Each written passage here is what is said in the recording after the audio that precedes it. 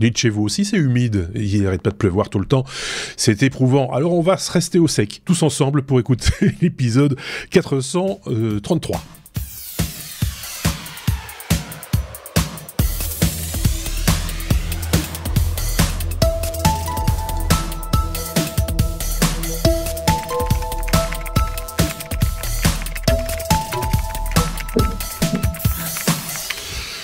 Fallait bien commencer quelque part avec quelque chose, voilà, parce que nous, en tout cas, un des chroniqueurs, à savoir Sébastien, qui vit dans le nord de la France, et moi-même, nous avons les pieds dans l'eau.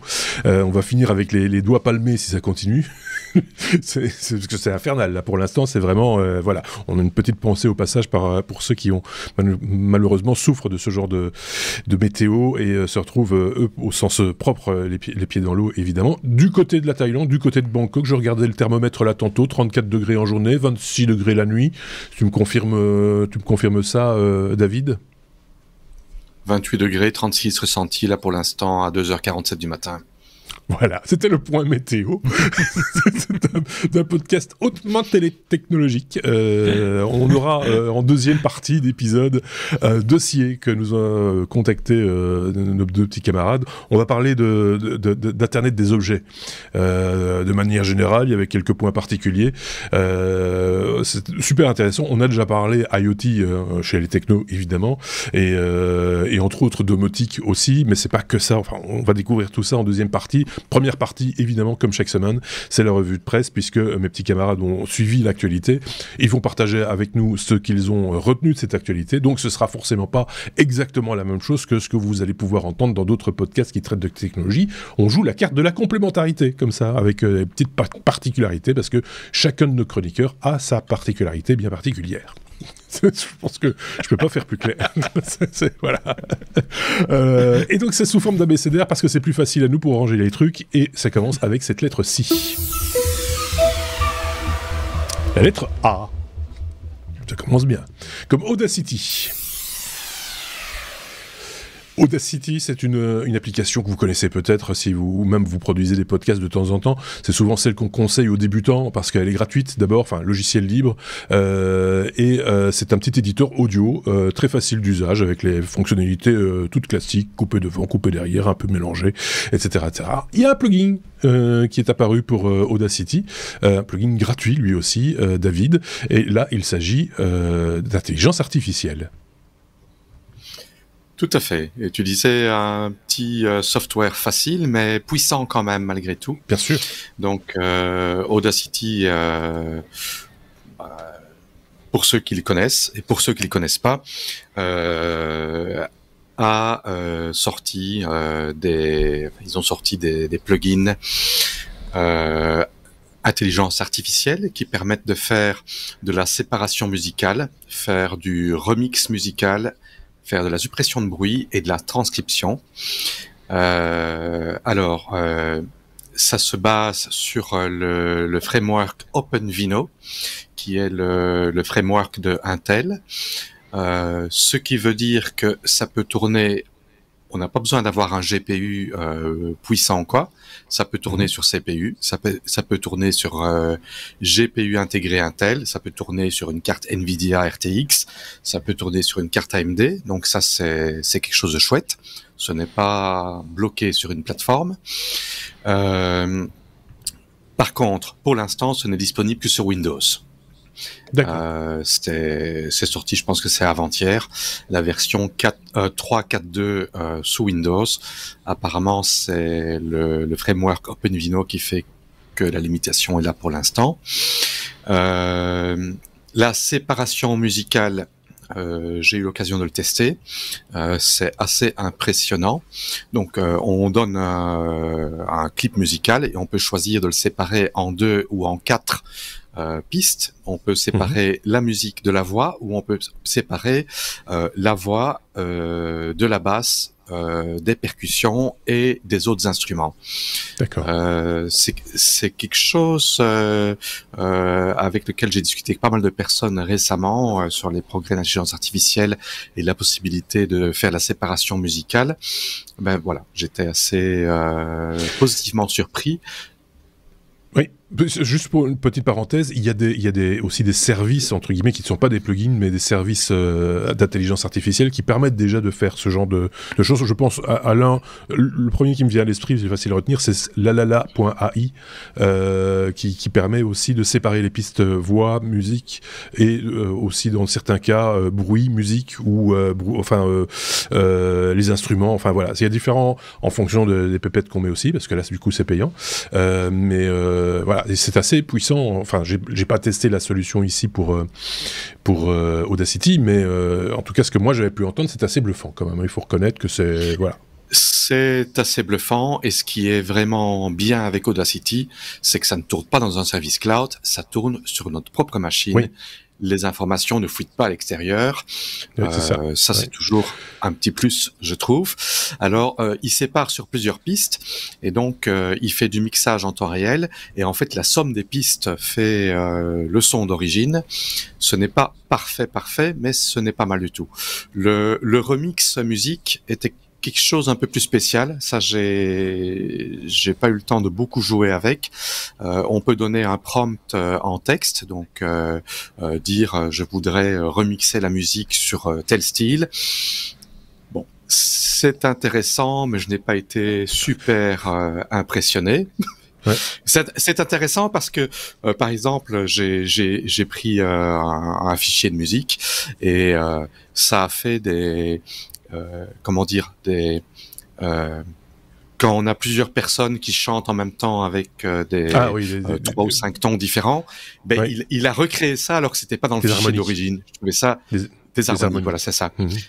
C'était assez intéressant, mais c'était pas bluffant. Mm-hmm. La suppression de bruit, je l'ai pas essayé, mais j'imagine que ce n'est pas quelque chose qui est sorcier. La transcription, ça se base sur Whisper. Et c'est assez chouette.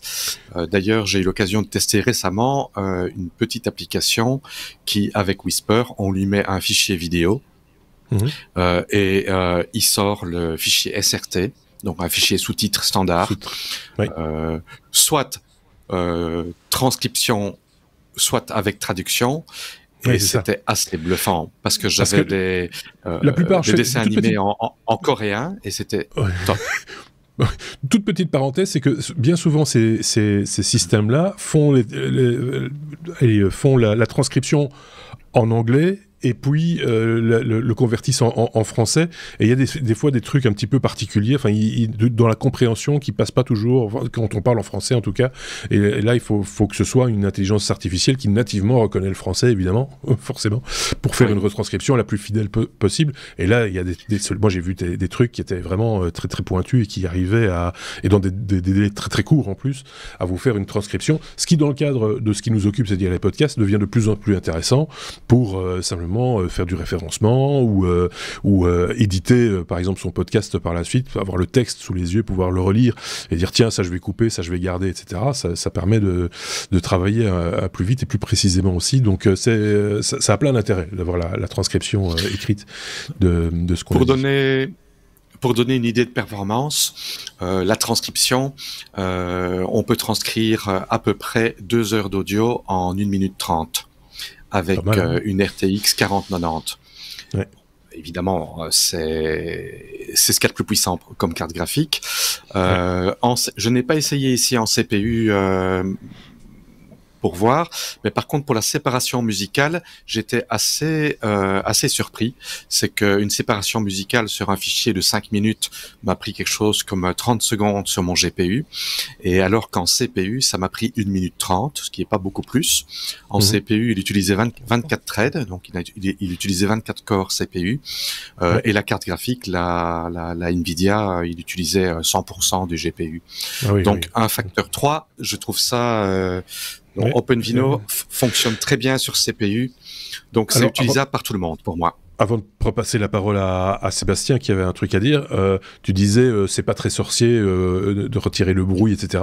Attention, c'est quand même des fois un peu tordu, et je dois dire que là aussi l'intelligence artificielle fait des miracles. J'en ai testé une il y a pas tellement longtemps pour un problème vraiment de bruit qui n'était pas vraiment du bruit, mais qui était plus un souffle permanent sur un enregistrement, et l'intelligence artificielle arrivait à faire la distinction entre ce son parasite qu'il fallait supprimer et des sons pas très élevés, pas très forts, mais qui étaient pas des sons parasites, c'était des chants d'oiseaux qui étaient un petit peu au loin, et me conservaient les petits chants d'oiseaux au loin. Donc c'est pour dire que la finesse du traitement est quand même assez, sans utiliser de filtre, puisque c'est ce qu'on faisait avant, on filtrait, on perdait des fréquences dans la bagarre. Ici, on garde quand même encore de la cohérence dans le son, quoi.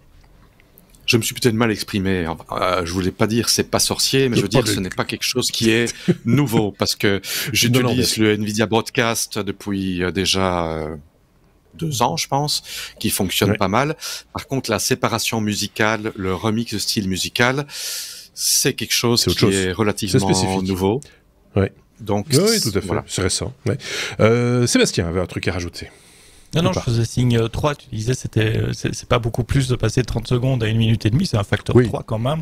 Donc si c'est 1 heure, ça fait 3 heures, ça fait quand même une grosse différence, on sent l'avantage du GPU. Non, j'aime beaucoup Audacity, je l'utilise plus parce que sur Mac, c'est pas l'option par défaut, on va dire, il y a d'autres logiciels plus dans la mentalité, dans l'interface graphique d'Apple, mais ça me donnerait envie de le réessayer pour faire des remixes et des choses comme ça. Vous savez, faire des mash-up, aller extraire des pistes audio, des pistes de son. C'est un truc qui m'amuse encore bien quand j'ai du temps. Mais j'ai vu que le plugin n'est pas disponible encore pour Linux et pour Mac, c'est Windows uniquement. On le disait, oui, tout à fait. Et pour avoir testé, comme je le disais, d'autres intelligences artificielles qui font ce genre de choses, de temps en temps, dans la suppression d'un instrument ou d'une voix, quelques artefacts ou il y a des bizarreries dans le son, mais souvent on le fait ça pour poser une nouvelle voix dessus, la sienne en l'occurrence, ou pour remixer, et donc du coup ça passe vraiment inaperçu. Alors vous n'en ferez pas un succès mondial, même si vous avez une très très jolie voix, c'est pas la question, mais c'est pour faire une maquette ou pour faire une démo. Pour faire du karaoké avec Tata Jacqueline. Ou du karaoké. Exactement, ça peut tout à fait faire c'est mieux ça que les instrumentaux rejoués à l'orgue bon tant pis. Voilà. On a fait le tour de cette question, mais chacun jugera s'il a envie lui-même, puisque c'est disponible et c'est gratuit, donc ça ne vous engage à rien et ça vous amusera peut-être le temps d'un week-end ou plus si vous aimez faire ce genre de manipulation sur le son. On passe à la lettre suivante. La lettre E, comme Europe. L'Europe qui a fait plier Apple, paraît-il, Sébastien. Encore une fois, on a déjà parlé des connecteurs USB-C qui sont arrivés sur les derniers iPhones. C'est une exigence de l'Europe. L'Europe, avec son Digital Act, va obliger les grands acteurs d'Internet à être beaucoup plus transparents et surtout accepter un peu plus de concurrence. Et donc, ils définissent les grands acteurs. On en a déjà parlé ici dans les technos comme étant ceux qui ont plus de X millions d'utilisateurs, etc. Ils appellent ça les gatekeepers. Et Apple et l'App Store en fait partie. Donc, le 25 janvier dernier, donc il y a 2 semaines à peu près, Apple a enfin annoncé son plan pour être conforme à cette nouvelle régulation de l'Union européenne. Un plan qui se dessine globalement en 3 parties. Ils autorisent à partir de iOS 17.4, qui est en bêta pour le moment et qui sera disponible normalement dans quelques semaines, ils autorisent la création de marketplace tierces, c'est-à-dire dans l'App Store d'Apple, on va pouvoir télécharger une marketplace, imaginez Epic par exemple, c'est un exemple parce qu'ils ont rien annoncé, qui vend sa propre marketplace dans lequel on trouvera des jeux d'Epic, ou un développeur tiers qui décide, moi je veux faire ma marketplace où il y aura que des applications qui parlent de ceci ou de cela, etc. Il y en a une qui a été annoncée, si vous regardez le podcast en vidéo, vous l'avez à l'écran pour le moment, ça s'appelle SetApp, je sais pas très bien compris dans l'article quelle sera la spécificité de ce marketplace-là. Mais voilà. Donc, il y a une API qui permet à des développeurs de créer une marketplace. Et puis, en tant que développeur d'application, je peux choisir si je vais publier sur une marketplace ou une autre, celle d'Apple. Donc, ça, c'est la première chose. Deuxième chose, c'est au niveau de Safari.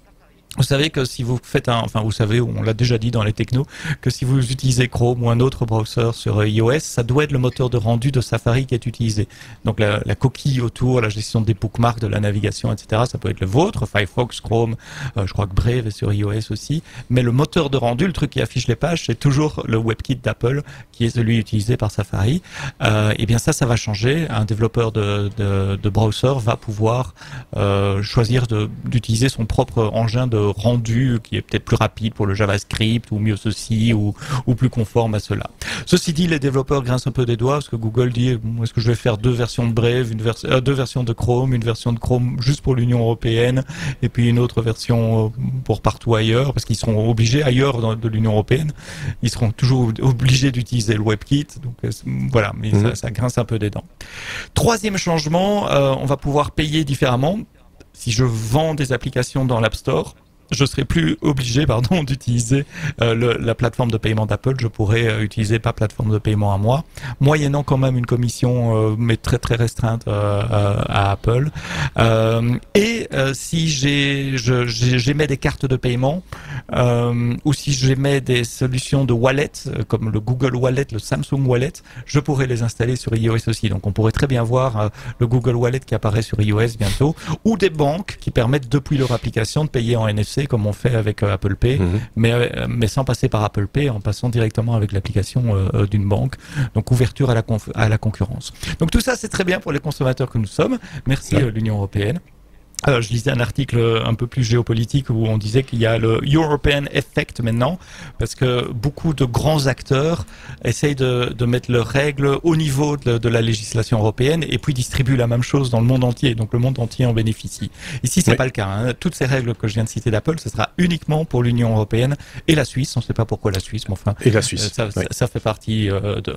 Il y a quand même un mais, un très gros mais. Et j'ai encore un peu de temps pour en parler, donc j'en profite. Le mais, c'est quoi?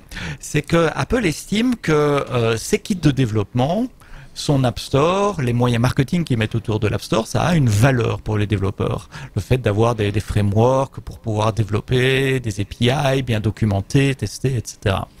Et cette valeur, s'ils ne font rien, s'ils disent juste vous pouvez déployer vos applications sur un App Store alternatif, Apple perçoit qu'ils vont pas percevoir justement quelque chose pour cette valeur que le développeur va pas payer.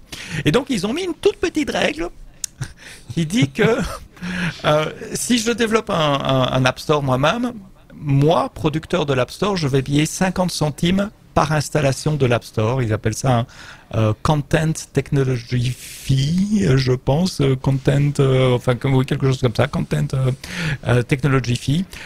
Donc 50 centimes par installation. Imaginez Epic qui se retrouve avec 1 million d'installations parce que ça fait 500 000 $ à payer par an à Apple. Donc ils sont pas très contents.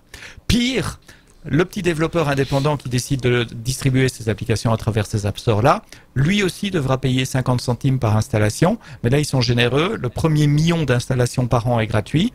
Et ils disent 90% des applications ne seront pas concernés par ça. Et effectivement, moi, mon application à moi, je suis loin j'aimerais bien avoir 1 million. Mais si je dépasse le million, je commence à payer 50 centimes pour tout utilisateur au-delà du million par an de nouveau. Donc si je fais 2 millions, je me retrouve de nouveau avec 500 000 $ à payer par an. Chez Apple. Moi, je pense qu'il faut être de bon compte, Sébastien, même si dit comme ça, effectivement, tu dis ça y est, ils se prennent encore du pognon. Ceci étant dit, c'est eux qui mettent en place les conditions de la visibilité du contenu de cet App Store, même si c'est pas leur App Store. Sans le device, sans la marque, il serait forcément pas là. Et le marketing pour faire vendre des iPhones. Et le marketing, etc. Alors, etc. Apple râle, donc ils ont publié tout ça, mais en même temps, il y a une interview du general manager de l'App Store qui dit c'est pas une bonne chose pour les consommateurs parce qu'on aura moins de contrôle sur les applications, ça sera moins sécurisé, on peut pas garantir le contenu, il pourrait y avoir du contenu douteux, objectionnable, mais ça c'est très subjectif. Donc ils râlent. Et l'Union européenne n'a pas encore râlé officiellement, mais ils ont dit le lendemain que les terms and conditions d'Apple sont sortis, qu'ils allaient regarder toutes les propositions de tous les acteurs, donc y compris Google, etc. Donc tout ce que les acteurs concernés par cette loi vont proposer et passer ça avec beaucoup de scrutinité et ne pas hésiter à être extrêmement ferme s'ils trouvent que les conditions proposées sont abusives. Donc à mon avis, il y aura un deuxième acte et on se retrouvera dans quelques mois pour reparler de cette affaire Apple versus l'Europe. Moi, je trouve que pour le coup, l'histoire du million d'installation, ça laisse la place justement aux petits joueurs. C'est ce qu'on avait reproché, rappelle-toi, sur les développeurs d'applications, où ils devaient payer le même pourcentage que les gros développeurs. Et on trouvait ça injuste parce que les petits ont moins de sous et c'est pas encourageant, etc. Là, pour le coup, c'est plutôt encourageant. Même si, bon, un million, on y est vite si on a un peu de succès, si on a des applications qui sortent un peu de l'ordinaire et qu'on a une réputation. Imagine que t'es pas de business model. Hein. Il y a un ventilateur qui vient de démarrer là quelque part, je sais pas où. Ah, ça s'est arrêté. Imagine que t'es pas de business model. Tu fais une application pour le fun. Elle devient soudainement virale. Tu n'as pas de revenus pour cette application parce que t'es généreux, tu n'as pas été mettre de pub dedans ou des choses comme ça, et du jour au lendemain tu dois commencer à payer Apple très très fort, très beaucoup, 50 centimes par installation au-delà de ton million. Il y a un risque pour les développeurs. Moi en tant que développeur je me dis, est-ce que cette application qui a potentiellement du succès, est-ce que je la mets sur un App Store alternatif ou pas? Tout ça, ça s'applique que si on met son application sur un App Store alternatif. Hein. Si on reste dans le framework habituel d'Apple avec distribution uniquement sur l'App Store d'Apple, les terms and conditions actuels restent de vigueur. On a trouvé la source du premier million n'est pas gratuit. Là derrière. Le premier million est gratuit pour les développeurs, oui, mais pas pour les gérants de marketplace. Mais pas sur le Apple Store d'origine. Sur l'Apple Store d'origine, tu payes $100 par an et tu peux déployer ton application, quels que soient les millions d'utilisateurs qui vont l'installer. $100 par an. Et sur les ventes, tu as 30% de commission, c'est pas ça? S'il y a une vente, oui. Ça a changé récemment, c'est 30% pour les gros et c'est moins pour les petits. C'est 15, je crois, pour les petits, si je dis pas de bêtises. Donc, de nouveau, je dis, j'entends un bruit. Attendez, c'est quelqu'un qui joue de la perceuse dans mon immeuble.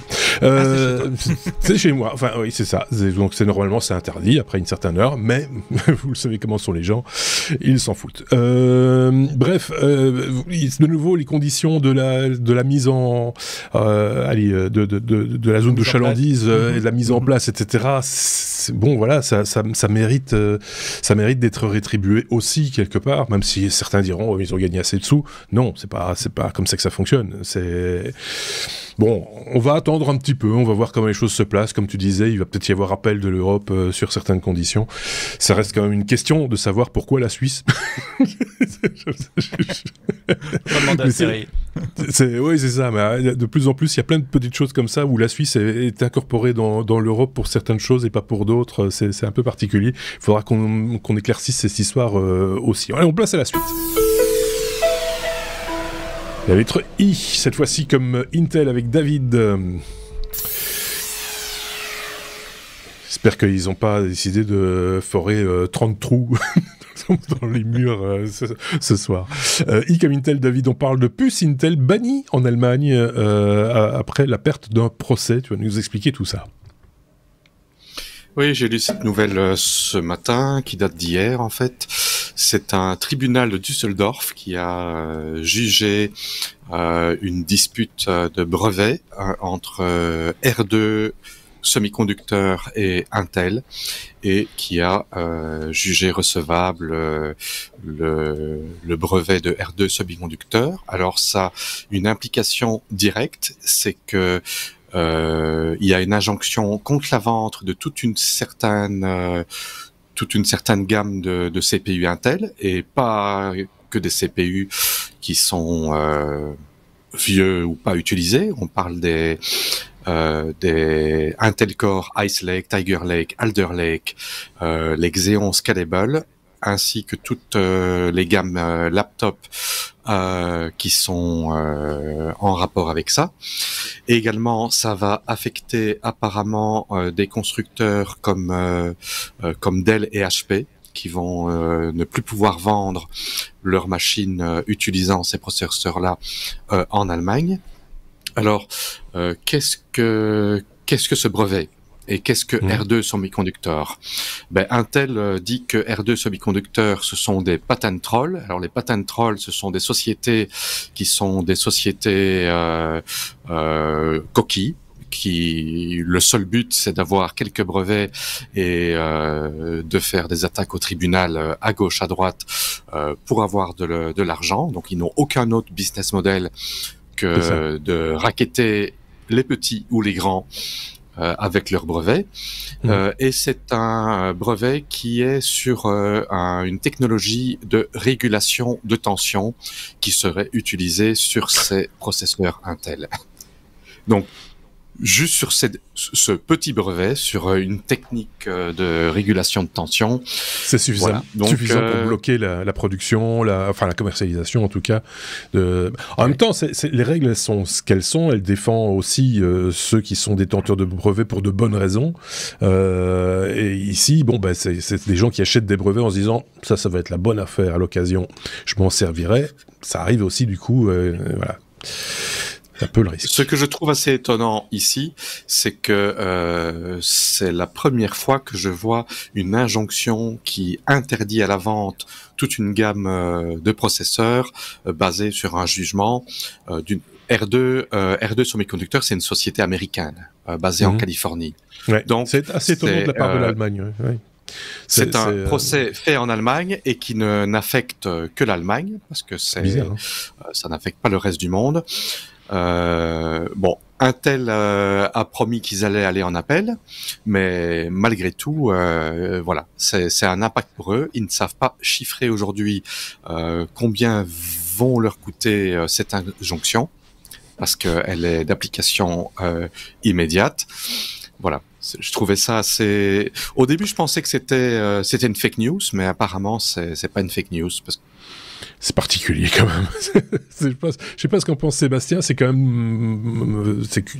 D'abord, c'est culotté. Il faut quand même avoir quelques moyens, parce que ils ont quand même payé ils ont acheté cette... et puis il y a les frais de justice, il faut les payer aussi. Il faut en tout cas avancer l'argent jusqu'à ce qu'on ait gain de cause. Si on a gain de cause. Donc il faut quand même... C'est un investissement, ça paraît risqué quand même. Surtout quand on s'attaque à des très grands comme ça, je suis tout à fait incapable de juger le fond de ce dossier-là. Oui, mais Intel a des ressources, ils peuvent payer des avocats pendant des années, faire traîner, aller en appel, etc. Donc celui qui attaque doit être certain d'avoir les reins assez solides que pour pouvoir suivre son idée jusqu'au bout. Ouais.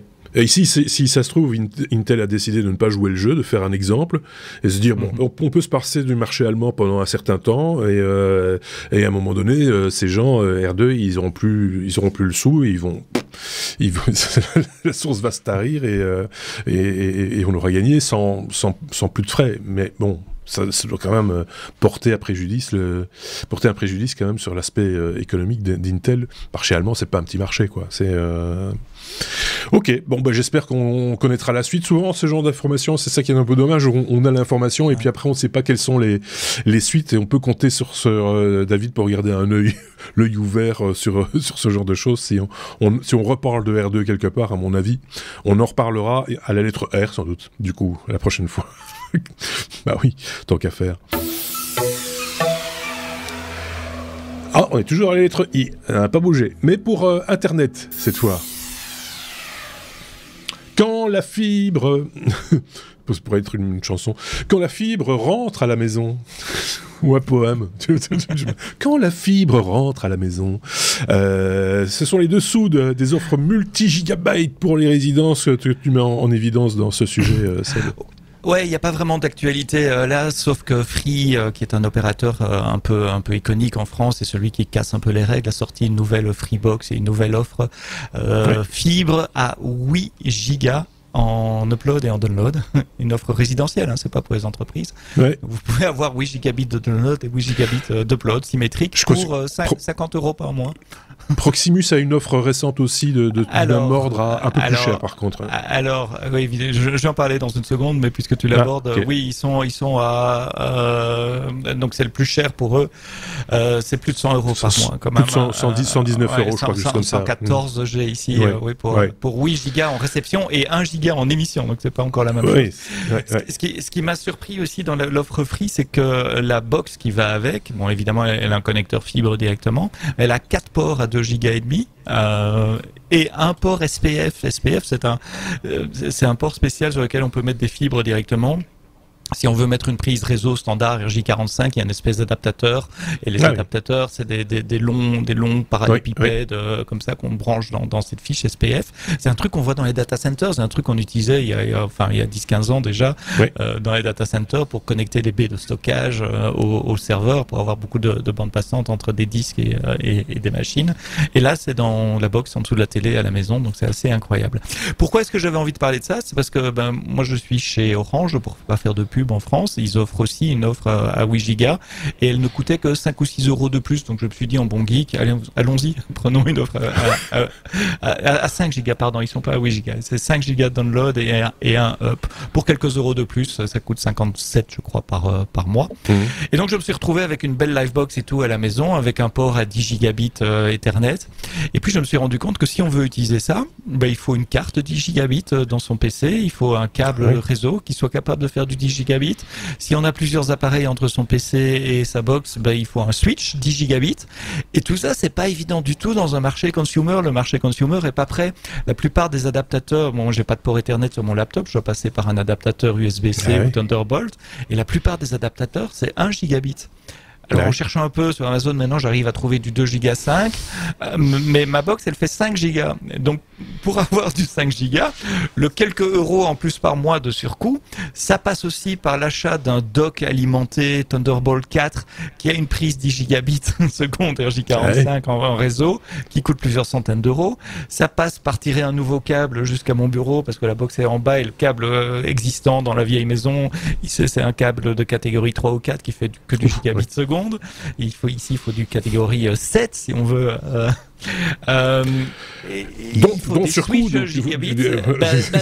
surcoût énorme, et donc c'est ça que je voulais dire. Attention, ces offres 5-8 gigabits, si vous voulez vraiment en tirer parti, il faut upgrader tout le matériel qui est derrière. Et pour la première fois de l'histoire d'Internet, nos réseaux internes à la maison, ils sont plus longs que la connexion qu'on a externe en sortant. Et c'est la première fois que ça arrive. C'est 2023, c'est 2024, et il va falloir un peu de temps, pour changer nos matériels à la maison, avoir des câbles plus récents, des switches, etc., qu'il y ait plus de choix sur le marché, parce que si vous cherchez des switches 10 gigabits personnels, il y en a 2 ou 3, ça coûte quelques centaines d'euros pièce. Il faut aller sur les sites professionnels ou aller sur des sites professionnels. Alors là, c'est plus quelques centaines d'euros, c'est des milliers d'euros, des trucs en rack, à 16 prises, etc. Ah oui, pour les professionnels, du 10 gigas, c'est normal, c'est le truc de base dans un data center. Mais en résidentiel, ça va pas. Et puis, je me disais, il y a l'autre usage, c'est le fait de pouvoir avoir beaucoup de débit à plusieurs en même temps. Si vous avez des ados qui streament du 4K, qui font des downloads, etc., si chacun a sa connexion gigabit par le câble ou par le Wi-Fi, parce qu'un Wi-Fi 6, ça fait à peu près 1 gigabit, 1 giga 5 dans des bonnes conditions. Mais l'avantage d'avoir 5 gigabits en sortie à de la box, c'est qu'on peut se mettre à 4 ou à 5 et faire un download à 4 en même temps, à 1 gigabit par seconde chacun. Donc pour les grandes familles peut-être, pour les home office aussi, ou les business, les gens qui... Enfin moi j'ai souvent des gros fichiers vidéo à envoyer, etc. Et là c'est le pied, il faut reconnaître quand on voit la barre de progression, que ce soit en download ou en upload. Mais voilà, le message c'est dites, si vous upgradez votre box, que ce soit en France, en Suisse, parce que j'ai été voir en Suisse, ils ont des offres à 10 gigabits seconde pour pas cher, en plus 50 francs suisses, donc ça fait 54 euros. Ce qui est étonnant pour la Suisse. Oui, ça me surprend complètement. C'est la Belgique le plus cher des trois. Et donc le message, c'est voilà, si vous vous laissez tenter par ces offres-là, pensez à tout ce qu'il y a derrière et tout votre réseau à la maison qui, pour la première fois, sera plus lent que votre connexion Internet. Qu'en pense David? Moi, j'ai juste une remarque avant de te passer la parole. David, est-ce que ce serait pas plus malin, parce que tous ces gigabits qui arrivent, voilà, fibre, est-ce qu'on partagerait pas le réseau, on partagerait pas la bande passante directement à la source? Je vais donner une bande passante d'1 gigabit à mes enfants, 1 gigabit pour mon bureau, 1 gigabit, et on reste dans un réseau local, entre guillemets, plus classique que de faire du 10 gigabits dans toute la maison. C'est possible. Oui, c'est possible on peut faire ça avec des VLAN. Les routeurs fournis par les fournisseurs ne permettent pas de faire ce genre de configuration. Il faut racheter un autre routeur derrière qui permet de le faire. Ouais. Ouais, ce serait malin, quelque part, parce que 1 gigabit déjà à la maison, c'est bien, quoi. C'est bien. David, est-ce que tu avais un truc à rajouter ou pas? Ah oui, bien sûr, quand on parle de gigabit, moi je suis là. Je t'en prie. J'en ai que 2, mais bon. Moi aussi. Et qu'on fait non, mais c'est en effet une grosse problématique, c'est que quand les connexions 2 gigabits résidentielles sont apparues ici, tous les routeurs qui étaient proposés par les fournisseurs d'accès, ils avaient un port 2.5 gigabits qui allait vers le GPON, donc le transceiver optique réseau, et derrière ça, il y avait que des ports 1 gigabit. Alors, le Wi-Fi était plus rapide que le réseau câblé, à condition d'être à 50 cm du routeur. Sinon, c'était combinaison entre ce qu'il y a sur le Wi-Fi plus les ports sur le côté. Donc moi, ce que j'ai fait, j'ai acheté une petite machine avec 6 ports Ethernet qui tourne avec OpenSense, avec 6 ports 2.5 gigabits pour avoir mon propre routeur. Ce qui n'est pas toujours évident pour les connexions résidentielles en Europe, parce que en général, tu n'as pas le droit de mettre ton propre routeur, à moins d'avoir une connexion professionnelle, parce tu peux, mais souvent tu perds la télé ou le téléphone parce qu'il faut configurer des VLAN spécifiques et ça devient très compliqué. Ouais. Pour les résidentiels, ils n'aiment pas en général, parce qu'en général, ils ne veulent pas que les utilisateurs résidentiels chipotent à la configuration. Ici en Thaïlande, pour les résidentiels, ils ont un truc qui s'appelle BYOD, donc c'est Buy Your Own Device, donc de manière très simple pour un prix tout à fait normal, style un abonnement de 30 € par mois. On peut avoir son propre routeur personnel et avoir 2 gigabits en download, en upload, ce qui est pas trop mal. Ce que je trouve assez étonnant aussi avec la nouvelle, c'est qu'il parle de 8 gigabits symétriques, alors que, à ma connaissance, les technologies 10 gigabits actuelles, qui sont les eGPON, etc., c'est en général du 8.5 en download et 1.5 en upload. Donc, je sais pas ce qu'ils utilisent là comme je sais pas non plus. Comme technologie. À mon avis, c'est un effet d'annonce, ils se disent de toute façon personne ne fera ça. Oui, c'est ça aussi. Et puis la connexion est aussi partagée. C'est aussi comme à l'époque de la DSL, où là en fait dans le quartier il y a le boîtier et la connexion est partagée. Moi ici, je sais chez moi comment ça fonctionne, c'est qu'on a 2,5 gigabits par étage, il y a 8 étages et il y a un backbone à 10 gigabits au rez-de-chaussée du bâtiment. Donc je peux avoir 2 connexions, mais si j'ai 2 connexions, je serai en concurrence avec moi-même sur mon étage. c'est un peu je pense que j'ai le même problème chez moi, mais la cabine de l'opérateur se trouve dans l'immeuble, ce qui est un avantage, parce que là on est à fond les ballons, et il n'y a pas de déperdition de quartier ou de fin de réseau comme on peut souvent avoir avec de la DSL. On a fait le tour de cette question, l'histoire des fibres et de gigabits, etc. Si vous avez ce genre d'expérience chez vous, n'hésitez pas à la partager avec nous dans les commentaires, évidemment, ça nous fera également plaisir. On attaque la lettre M comme Microsoft, David. Fameux BitLocker dont on a déjà parlé maintes et maintes fois avec toi ici. Eh bien, on peut le craquer en 43 secondes, montre en main, et tu vas nous expliquer comment. Voilà. Tac. Et pour moins de $10. Pour expliquer comment, il y a une petite vidéo qui est en commentaire par le YouTuber qui s'appelle Stackmasher, qui explique en détail la technique et comment faire. BitLocker, pour ceux qui ne le savent pas, c'est le système d'encryption qui est sous Windows. Et si tout le monde se souvient un petit peu, au passage au Windows 11, Microsoft n'a plus supporté tout un tas de plateformes parce qu'ils avaient besoin d'un TPM, qui est un Trusted Platform Module, qui est une puce qui permet soi-disant soi-disant, ce qui permettait de sécuriser les informations, comme par exemple taper un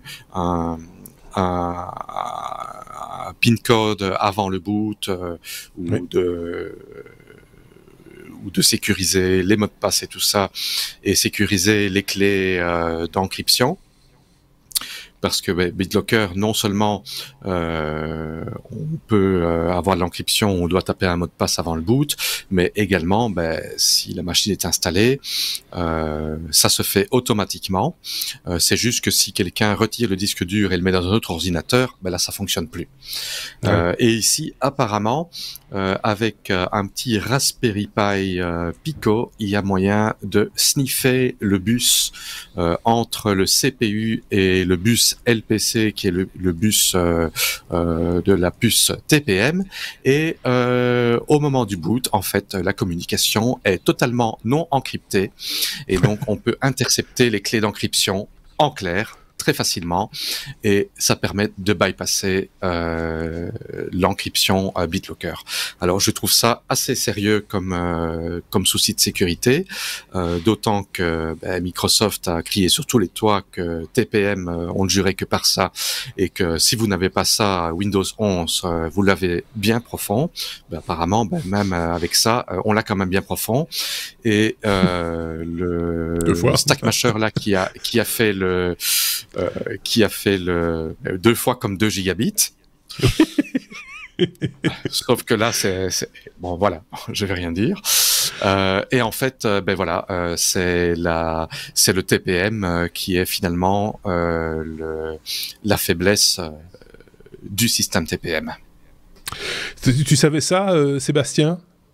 Je pensais que les TPM, c'est une enclave sécurisée, c'est une zone de mémoire sécurisée pour aller stocker des secrets, typiquement des clés de chiffrement, et c'est accessible par le hardware, par le CPU, en dehors du système d'exploitation. Ça permet de pas exposer au système d'exploitation des secrets comme des clés de chiffrement. Il y a la même chose sur Mac, ça s'appelle pas TPM, mais c'est aussi des enclaves sécurisées, notamment pour mettre nos empreintes digitales ou notre reconnaissance faciale. Et je pensais qu'il y avait un canal de communication sécurisé entre le CPU et le TPM, parce que sinon, effectivement, l'intérêt est moyen. Si ça passe en clair sur le bus de la machine, comme n'importe quel vulgaire accès à la mémoire, oui, l'intérêt est très limité, et ça m'étonne pas que quelqu'un ait réussi à intercepter la communication à ce niveau-là. Donc je me demande à quel point ça dépend de matériel spécifique, s'il n'y a pas des machines qui ont des TPM plus proches, pas seulement physiquement, mais en termes d'intégration du CPU. Parce qu'il me semble que dans la news, il parle de TPM externe, ce qui laisse à penser qu'il y a des TPM internes aussi, ce qui me semblerait peut-être la piste à suivre pour éviter ce genre de problème.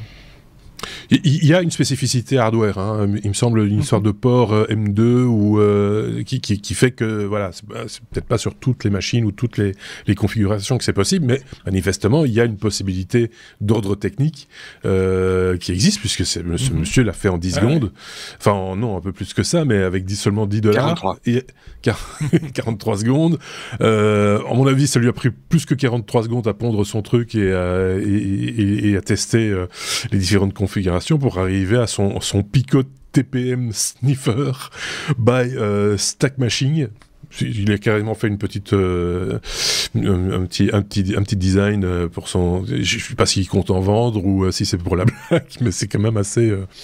Voilà, autant le savoir. Hein, et comme on dit souvent avec vous deux, mais avec d'autres chroniqueurs aussi, il n'y a pas de système qui soit totalement imperméable à ce genre d'exploit. Et c'est une question de temps là, le plus souvent. Hein, voilà, c'est pas nécessairement qu'on le voit une fois de plus ici, une question de moyens. Hein, donc, ok. C'est news que j'ai vu aujourd'hui, donc j'ai pas eu le temps de creuser beaucoup plus. Au début, il parlait de puces TPM 1.2, qui sont les anciennes, mais apparemment les puces TPM 2.0 sont également très facilement attaquables et on peut le faire via l'interface SPI, qui est un interface électronique de communication qui est standard. Voilà, à creuser, mais donc voilà. Quand on croit être en sécurité, on l'est pas toujours. Mais c'est ça, il faut faire un petit peu attention à ça. Attention quand même, si c'est une attaque physique qui nécessite de plugger un device dans votre machine, hein, il faut un accès physique à la machine. Mais tu vois, sur un vol de machine, par exemple, tu vois, on se dit, tiens, de toute façon, je m'en fous, tout est crypté, je suis tranquille. Là, non. c'est que, voilà, c'est... Bon, on l'a noté quelque part, et là aussi, à suivre, comme on dit dans ce cas-là.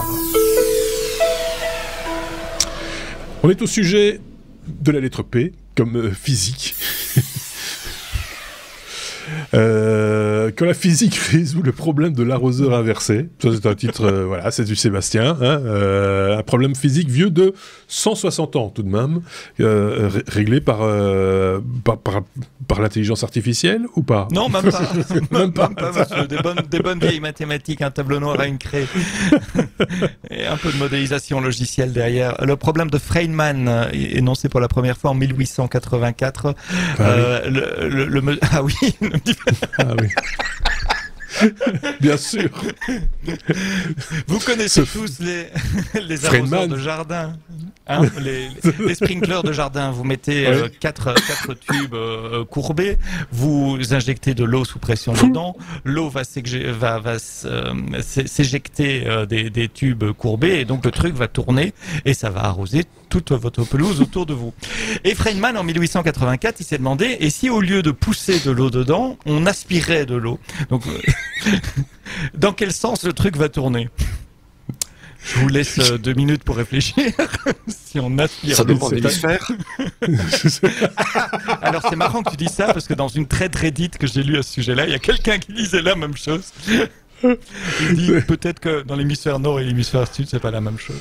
Et donc c'est un problème qui est souvent donné à des étudiants en physique, parce que c'est un problème théorique qu'on n'arrivait pas à résoudre, ni mathématiquement, ni par des équations, ni en le modélisant.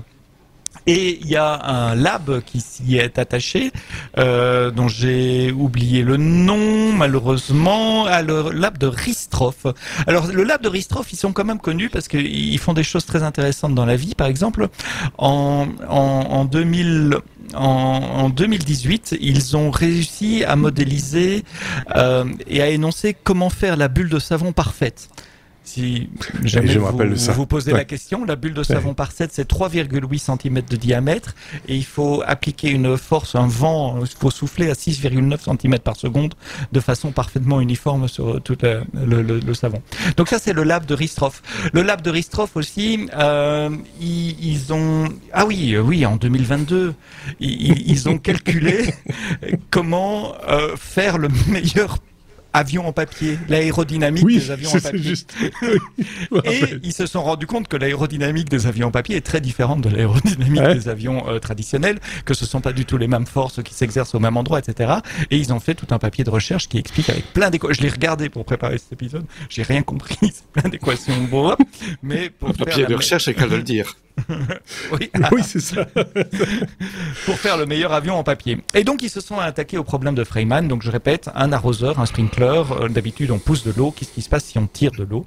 Eh bien, savez-vous quoi? Ils ont réussi à prouver mathématiquement et démontrer avec un simulateur que l'arroseur va tourner dans l'autre sens. Vous dormirez mieux ce soir après avoir entendu ça. Alors, ils l'ont d'abord démontré mathématiquement, avec des formules, mais ils ont aussi réussi à construire un simulateur. Et là, c'est pas facile. Parce que pour faire un simulateur qui aspire l'eau sur un sprinkler, il faut que le sprinkler tout entier soit dans un bain d'eau. Bien sûr. D'accord? Et puis, par la pompe, on va aspirer l'eau par les 4 bouts en même temps pour voir dans quel sens il va tourner. Donc, il fallait faire un truc avec un minimum de friction pour pas, embêter, gêner la rotation. Et l'immerger dans un liquide et pomper. Et ils ont réussi à aussi visualiser les fluides aérodynamiques à l'intérieur. Et en fait, il y a un échange de fluides à l'intérieur extrêmement complexe que j'ai pas compris non plus. Mais enfin, il y a une super vidéo sur le site qui montre ça. Il y a des espèces de vortex qui se forment aux 4 arrivées d'eau. Et la combinaison de tous ces vortex fait que le sprinkler tourne à l'envers. À quoi ça sert, vous allez me dire? Oui. A priori à rien. C'est un problème théorique de physique. Il est résolu. Un de plus. Les plus optimistes disent que ça peut servir quand même à modéliser. si. Non, mais il y a une raison. À comprendre mieux la dynamique des fluides et donc à comprendre comment mieux optimiser des sources d'énergie perpétuelles comme le vent ou comme les marées, les vagues par exemple qui répondent aux mêmes contraintes physiques.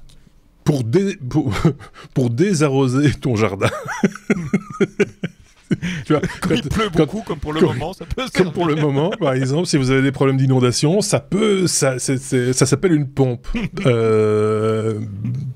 particulière et avec un rendement douteux, mais ça s'appelle une pompe, ce qu'ils ont inventé là. Non, mais la prochaine fois que vous verrez un arroseur, fois que vous verrez un arroseur ou un sprinkler dans un jardin, vous penserez au techno et vous saurez que si on pompe l'eau, eh bien l'arroseur tournera dans l'autre sens. Et rappelez-vous du nom du problème surtout. En société, ça peut servir le fameux de Feynman. C'est le problème de Feynman que vous pouvez comme ça exposer avec, tu vois, une coupe en main, le petit doigt levé et un Zakowski dans l'autre main. Par exemple, en société, ça peut le faire. Moi, je pense que ça peut le faire. Est-ce qu'on est arrivé au bout de nos news de la semaine? Oui, ça veut dire quoi? Ça veut dire qu'on va pouvoir entamer la seconde partie de cet épisode, qui est déjà assez long, donc on va essayer d'être assez concis sur le dossier, que voici que Poilou.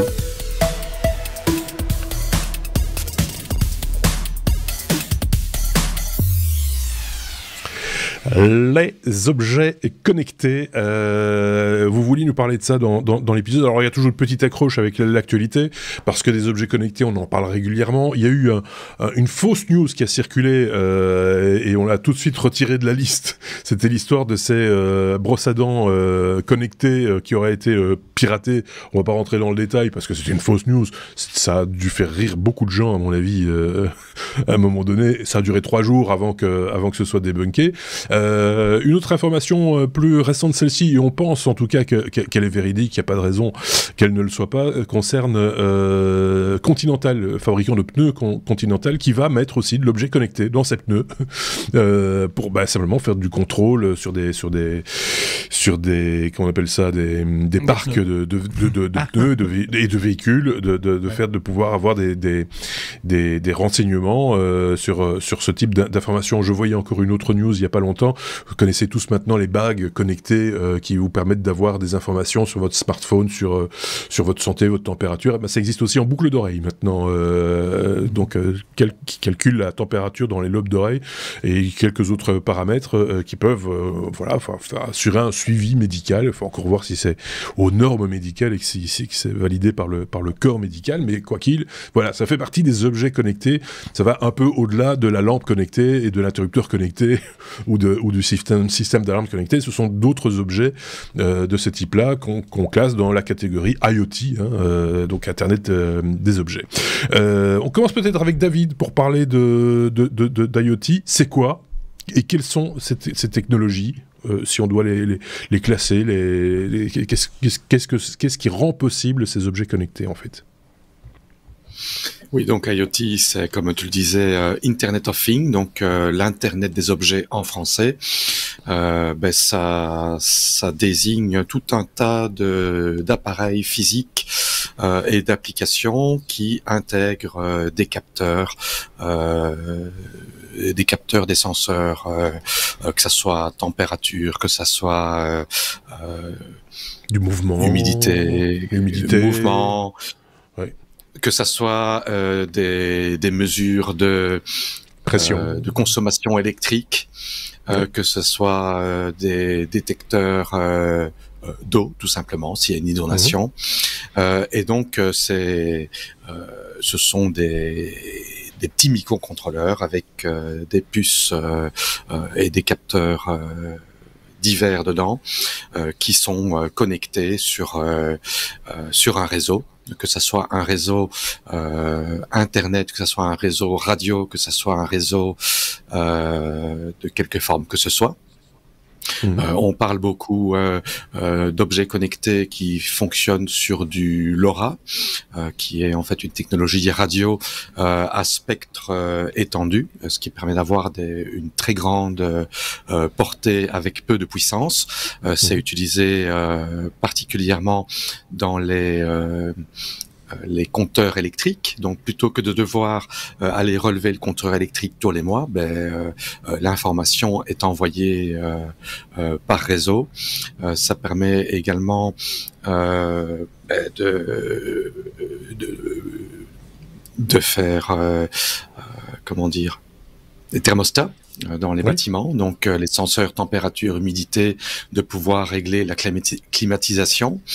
Ça permet également d'automatiser tout un tas de tâches. C'est utilisé dans l'agriculture.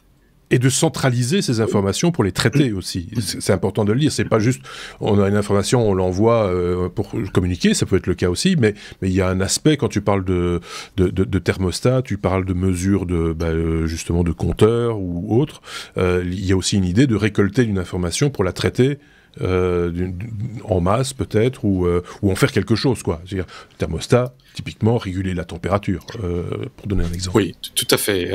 Récolter l'information, l'utiliser, la mettre en base de données, pouvoir faire des analyses de données.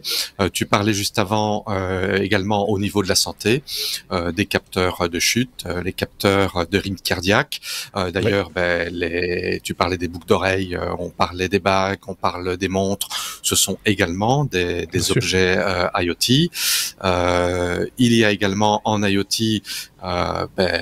des frigos, des cafetières, des brosses à dents, on le mentionnait.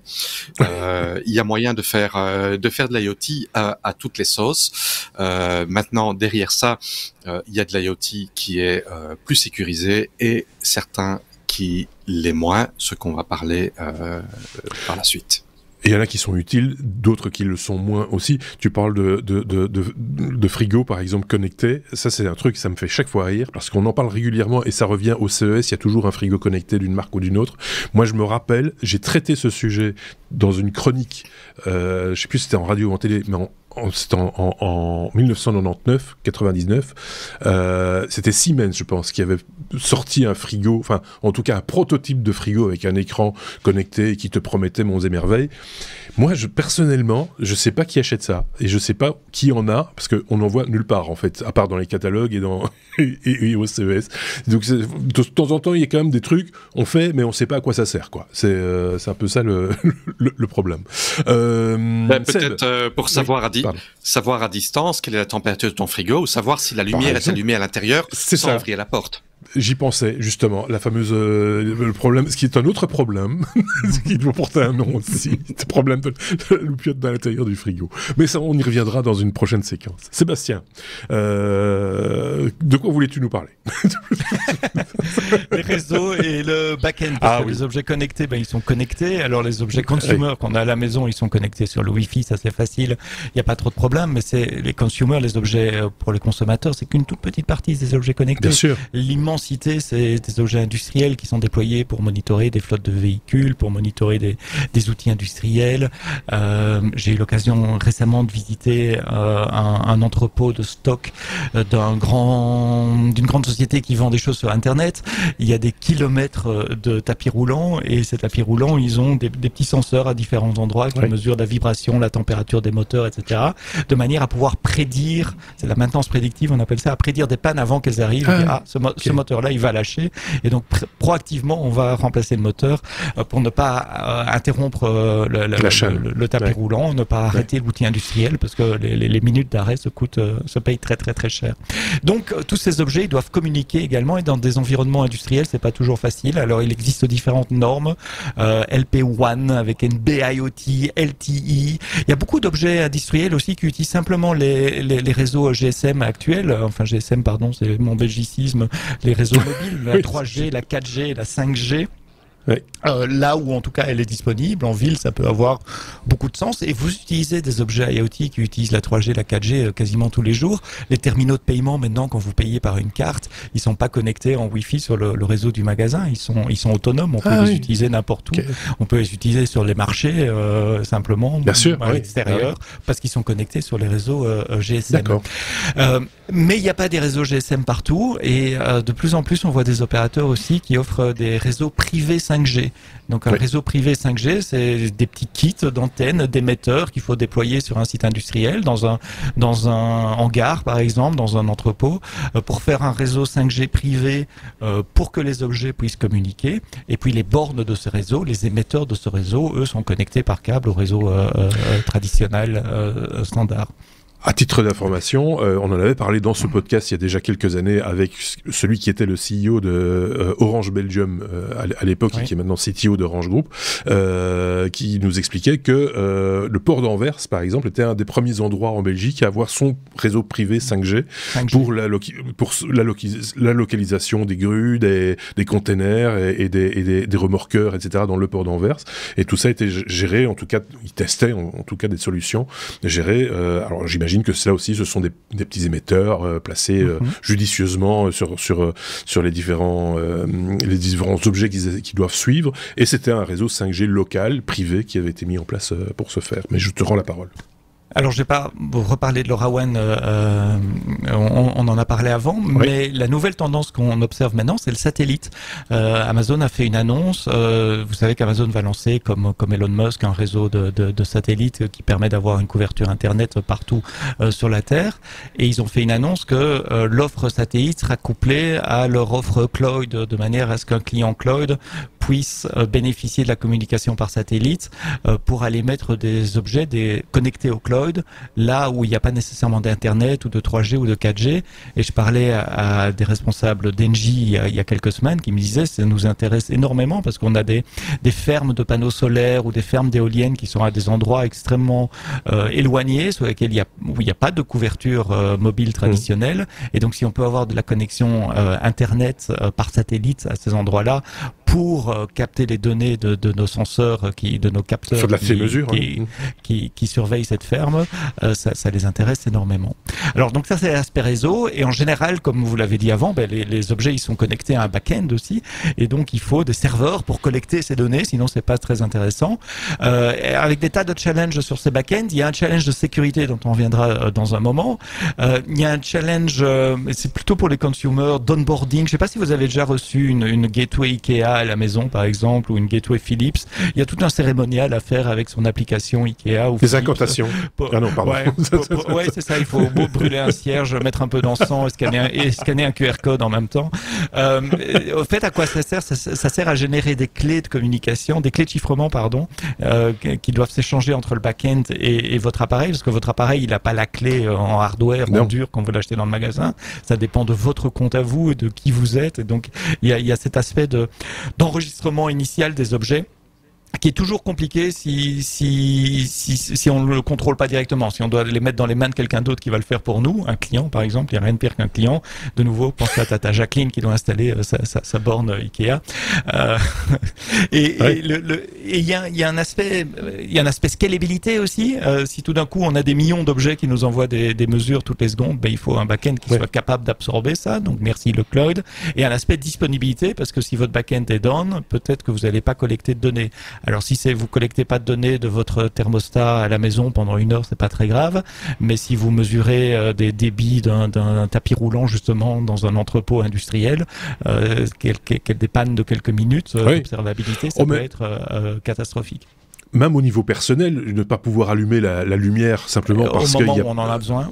Voilà, ou écouter la radio, parce que on s'attend à ce que ce soit disponible en permanence. Normalement, avec les bons vieux interrupteurs, tu poussais sur le bouton, ça s'allumait. La radio, tu tournais le bouton, ça s'allumait. Là, quand tu utilises des objets connectés, ça c'est facilité, c'est en plus de ça quand on est un peu geek, on aime bien ce genre de truc. Mais si tout d'un coup tu peux plus faire ce que tu as envie de faire au moment où tu as envie de le faire, parce que problème de réseau ou le service en question était inaccessible, une erreur 500 ou que sais-je, c'est un peu ballot et c'est pas la force du produit, quoi. Et j'ai encore un point sur le back-end avant de repasser la parole à David. C'est le coût.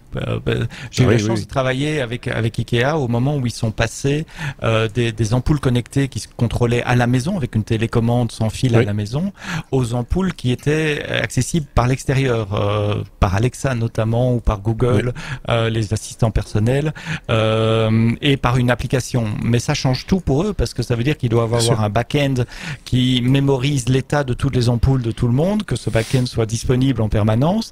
Et il me disait, là où on vendait une ampoule avant et puis la personne l'installait chez lui et puis Ikea n'entendait plus jamais parler de cette ampoule, quand c'est un objet connecté, il y a un coût tout au long de la vie de l'ampoule, un coût informatique, parce que chaque fois que je dis à mon assistant A, qui est là derrière moi, d'allumer la lumière ou d'éteindre la lumière, je le dis pas complètement parce que sinon je vais me retrouver dans le noir ici.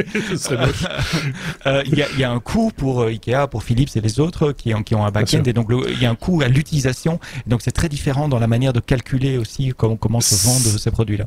Ça les oblige aussi à développer, à dimensionner leurs infrastructures au fur et à mesure de la commercialisation des objets en question. Et exactement. Ça pose aussi la question de la sécurité, David, parce qu'il y a un challenge de sécurité indéniable. Plus il y en a en plus c'est compliqué, j'imagine. Et ça, tu vas nous en parler aussi. Oui, il y a des gros problèmes de sécurité, des gros challenges de sécurité.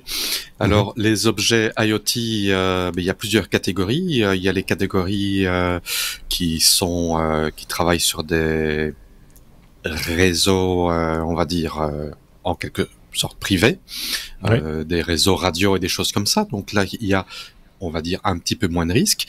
Mais par contre, la majorité des objets IoT aujourd'hui, ça se connecte au Wi-Fi. Et à partir du moment que c'est un appareil qui a une puce Wi-Fi qui se connecte sur un point d'accès, il est susceptible à être piraté, à un mauvais firmware, et de pouvoir être utilisé comme la fake news dont on a mentionné, comme un botnet.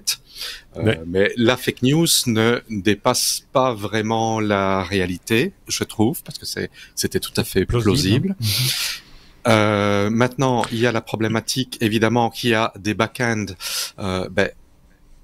On a envie d'accéder à nos caméras de sécurité, à nos interrupteurs, à nos senseurs de température sur notre smartphone. À moins d'avoir un routeur en ouvrant les ports, en faisant des redirections, etc. L'alternative, c'est que tous ces objets communiquent via un serveur central auquel on se connecte. Et à partir de ce moment-là, on n'a pas le contrôle sur ce serveur central. On ne sait pas quelles sont les mesures de sécurité qui ont été mises en place par les fournisseurs de ces services. Et entre nous et l'appareil, entre nous et le back-end, si on se fait pirater notre smartphone, nos mots de passe, n'importe qui accède aux informations. Pour ce qui est des caméras, il n'y a aucune garantie que les informations sont encryptées. Et pour revenir à un exemple auquel j'ai fait face très récemment, j'ai acheté un déshumidificateur et un purificateur d'air. Et maintenant, tous les objets sont connectés. Je me suis dit, oui, c'est intéressant de savoir quel est le taux d'humidité, la température chez moi. Donc oui, ok, je le prends. Par contre, quand j'ai installé le bazar, il m'a dit, désolé, va te faire voir parce que tu n'es pas dans la bonne zone géographique. Tu dois être en Chine. Je dis, mais je l'ai acheté ici en Thaïlande. La Chine, c'est à côté. Non, rien à faire. Il voulait rien savoir. Il m'a dit, va te faire foutre. Tu n'es pas en Chine. Tu n'as pas le droit d'utiliser ton appareil. Non, donc, en anglais. Alors, ce qu'il y a de fort, c'est que, par exemple, dans le cas du purificateur d'air, il peut fonctionner sans être connecté, mais par contre, s'il n'est pas connecté, on n'a pas le droit de désactiver l'ioniseur. L'ioniseur qui est quelque chose qui est très controversé parce que c'est quelque chose qui améliore les capacités de purification de manière artificielle. Et moi, c'est quelque chose que je voulais pas activer parce que c'est un générateur d'ozone. Donc, c'est quelque chose qui est potentiellement mauvais à la santé. Donc, on purifie l'air, mais on génère de l'ozone.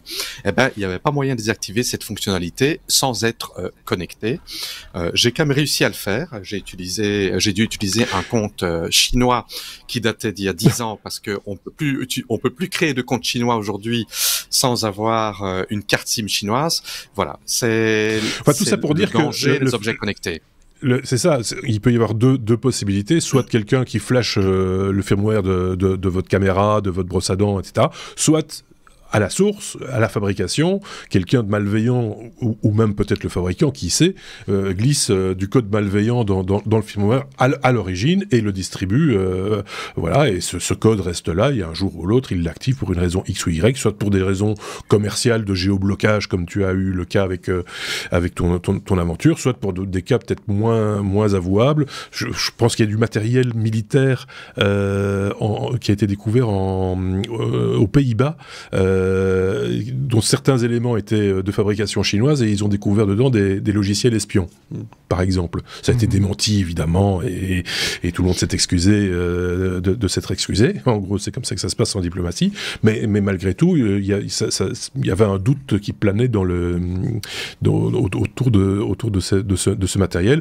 Rappelez-vous aussi la problématique, justement, quand on a commencé de parler de 5G, les routeurs, est-ce qu'on allait acheter des routeurs chinois ou des Européens de chez Nokia, entre autres, et c'était pas les seuls, mais voilà.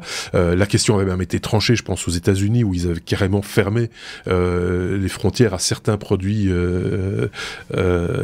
toujours de la même origine. Donc voilà, c'est tout ça, c'est les mêmes problématiques, mais à différentes échelles, si je comprends bien, Sébastien. Oui, tout à fait. Il y a un des risques en interne aussi pour les objets domestiques connectés. C'est comme on a dit, ils sont connectés sur le Wi-Fi. Les fabricants de ces objets comprennent pas toujours l'informatique. Ils prennent des distributions Linux parce qu'à l'intérieur c'est un petit PC, hein, c'est un peu de Linux avec quelques drivers. Et ils laissent par exemple le mot de passe route par défaut, route alpine. Donc, oui, souvent. Vous téléchargez une saloperie sur votre Windows, sur votre Mac parce que vous téléchargez des logiciels piratés. Cette saloperie commence à scanner toutes les adresses IP de votre réseau local et taper sur des failles bien connues.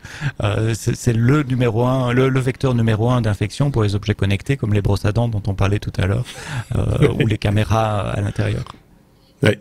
Il y a eu d'ailleurs toute une époque où il y avait des sites spécialisés qui référençaient les webcams, les caméras connectées qui n'avaient pas de mot de passe ou des mots de passe. C'est le même problème que là, on retrouve le même problème que sur les mots de passe qu'on retrouve le fameux mot de passe 1, 2, 3, 4, des choses comme ça. Enfin voilà, c'est la même problématique et on pouvait regarder dans le stock de tel magasin au coin de la rue, dans chez telle personne dans sa cuisine. Enfin c'est absurde quelque part. Les gens installent chez eux des caméras et ne pensent pas à changer le mot de passe.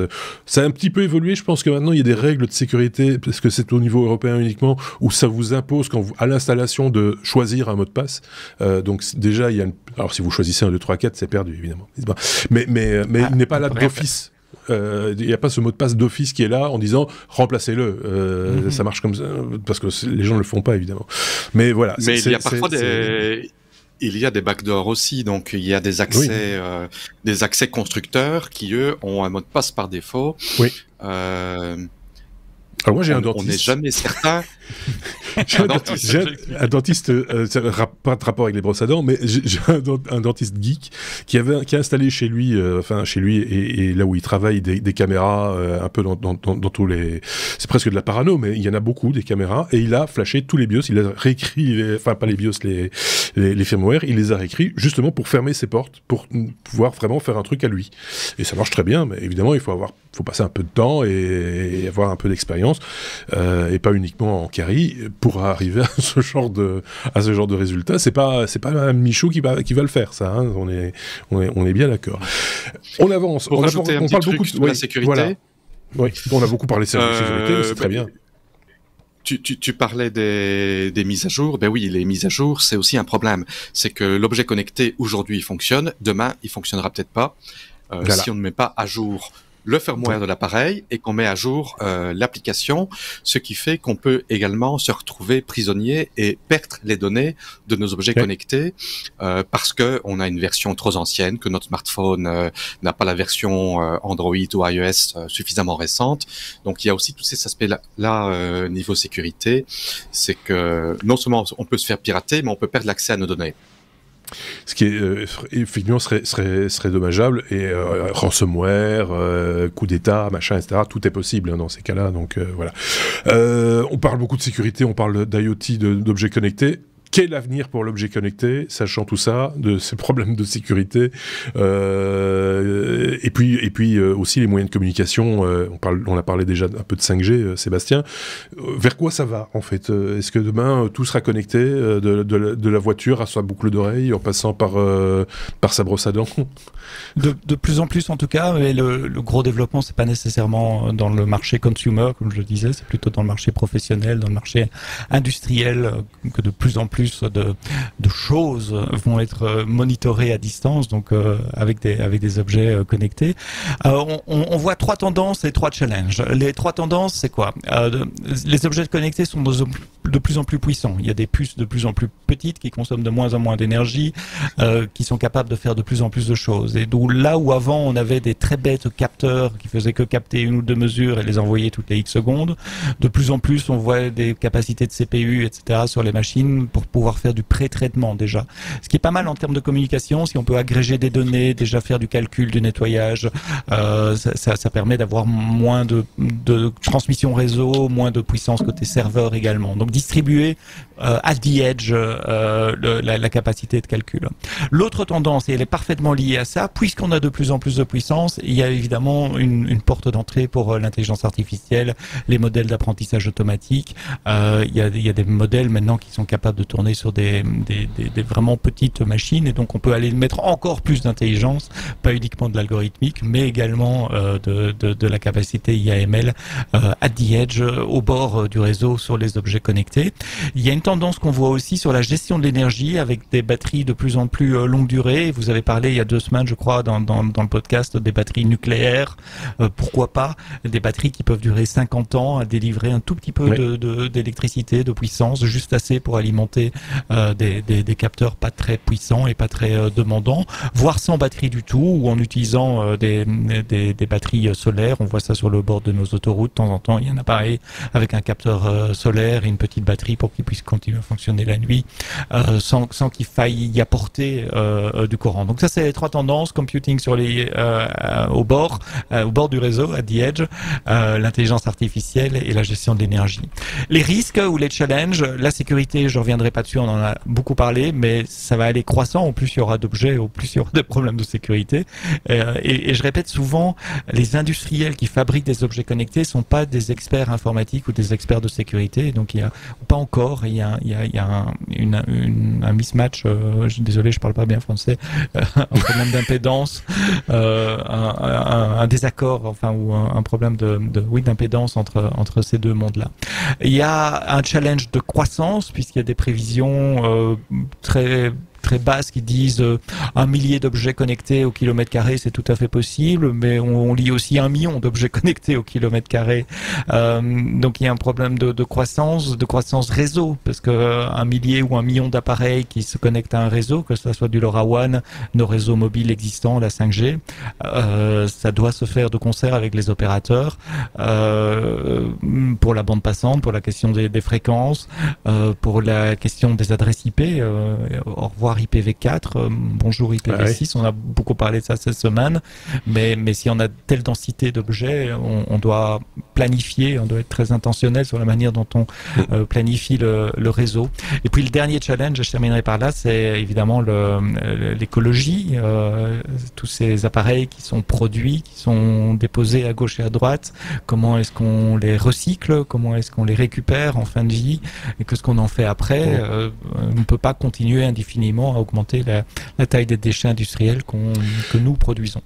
Qui plus est, ce sont souvent des objets miniaturisés, très difficiles à recycler parce que difficiles à reséparer pour avoir les différents éléments. On avait parlé de ça avec les tags Apple, par exemple. C'est très pratique, mais pour les recycler, ces machins-là, alors vous me direz, c'est tout petit, ça c'est une pièce de monnaie. Oui, d'accord, mais vous avez vu la voilà, c'est ça. Ça fait quand même un paquet de pièces de monnaie qui pas recyclables. Voilà, et les ressources ne sont pas inépuisables non plus. Donc, autant réfléchir à cette problématique là aussi, bien entendu. Plein de challenges, c'est pour ça que j'ai renommé le dossier les objets connectés, les challenges. Parce que, bon voilà, il faut tout faire en même temps, hein, il faut être un peu au four et au moulin quand on fait ces épisodes des technos. Merci à tous les deux, en tout cas, pour ce dossier très complet, mais il y aurait moyen de dire encore bien des choses, évidemment, si on rentrait dans les détails de chaque type d'objet connecté, de chaque fonction. On fera peut-être ça un jour, pourquoi pas, si l'occasion se présente, et si vous en exprimez le désir, vous qui nous écoutez, et évidemment aussi, c'est toujours intéressant de savoir ce à quoi vous avez envie de vous attendre quand vous écoutez un podcast tel que le nôtre. Je ne sais pas si j'ai bien parlé français. Fin de journée aussi. Merci en tout cas David, merci Sébastien. On se dit du coup, sauf si vous avez encore un truc à rajouter, à très bientôt. Et je ne sais pas quand est-ce que vous revenez, mais vous reviendrez certainement. Une de ces semaines. Passez une très très bonne semaine en tout cas, tout le monde, et on se dit à très bientôt. Salut. À bientôt. Ciao.